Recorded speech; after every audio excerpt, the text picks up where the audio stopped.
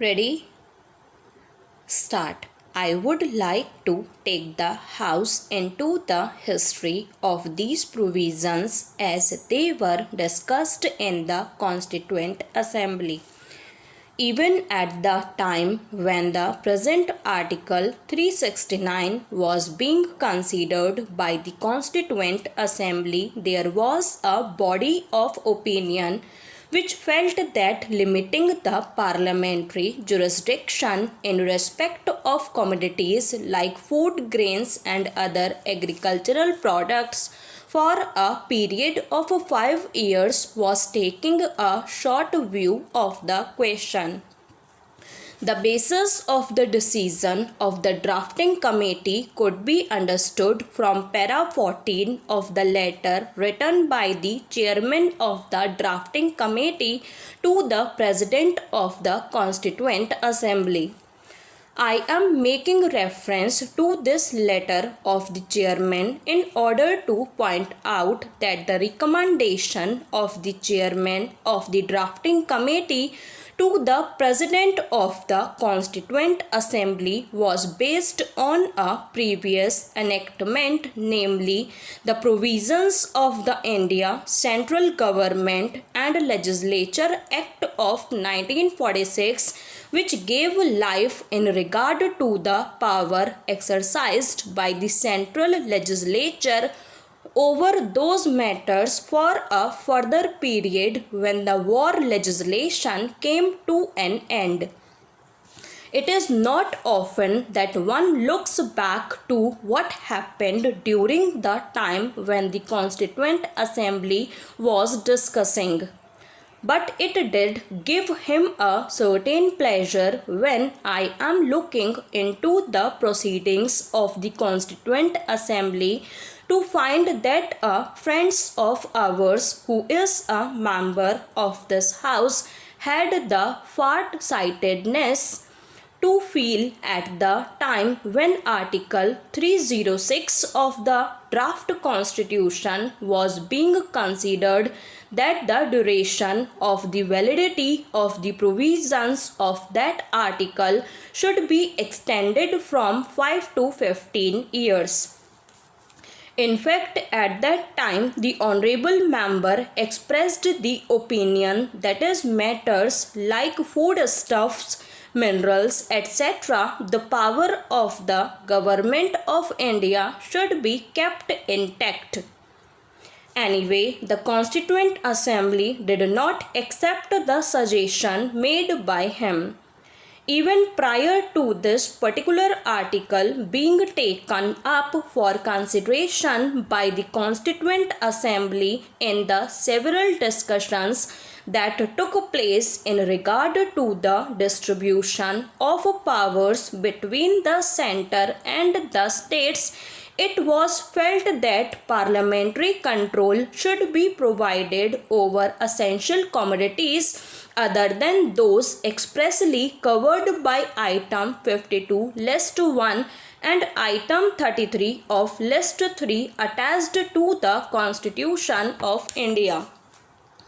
I remember the discussions that took place between the drafting committee of the Constituent Assembly and the chief ministers of the states and the ministers of the central government, and I would like to recall that our late lamented Dr. Shyama Prasad Mukherjee, who was then Minister of Industry and Supply, expressed himself in those discussions that control of Parliament should extend not merely to trade and commerce and the products of the industries which were within the legislative competence of Parliament, but should extend also to other commodities, the control of which was declared by Parliament by law to be expedient in the public interest.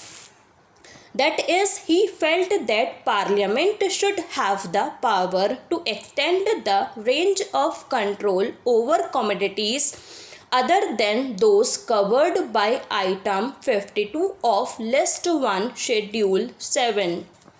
There was a considerable amount of discussion on this point at that particular meeting with the chief ministers of state, and it was then decided that an item similar to item 33 in list 3 of schedule 7 should be provided and might prove adequate. The present Chief Minister of UP at that time very aptly indicated that though the centre might have legislative powers in regard to some of these commodities, these powers have been and are being exercised only for the purpose of preparing a skeleton legislative measure, and that the provinces are left to deal with the rest as the provinces made rules and the rule making even in regard to matters about which the main legislative power was with the centre. No conclusions were reached in that meeting in regard to augmenting the powers of Parliament in respect of all products which Parliament might consider at some time or other to be of national importance. The idea of extending the powers of the centre in respect of the development of agriculture, including animal husbandry, forestry and fisheries, and supply and distribution of food was again mooted in the Lok Sabha on the 31st August 2009. The next stage in respect of the consideration of this matter was when the Ministry of Commerce and Industry appointed the Commodity Controls Committee. This committee in its report in paras 36 to 44 has discussed the entire question of the reserve powers of the central government to enable it to exercise control over any commodity at any given time. A reading of these paragraphs would, I humbly suggest, amply compensate the effort undertaken. This committee held that entry 33 of the concurrent list provides only a partial solution of the problem before us. Mr. Deputy Chairman, Sir, I wish to speak a few words on this bill. Sir, I feel that there was no necessity for moving this coffee amendment bill, as the coffee board administration has been carried on efficiently with the cooperation of all the members of the board, both elected and nominated. I do not know what the government are aiming at by moving this amending bill. Government have not pointed out in what way the elected representatives of growers worked against the interest of the government or the board or the planters. Instead of decentralizing powers, they seem to concentrate powers in the center. I think, sir, this is a bad policy. The government should decentralize powers and distribute the same among the people. Sir, I know that the nominations representing several interests such as labor, consumers, trade, etc. are being made by the government. Till now, the coffee growers used to elect their representatives to the board.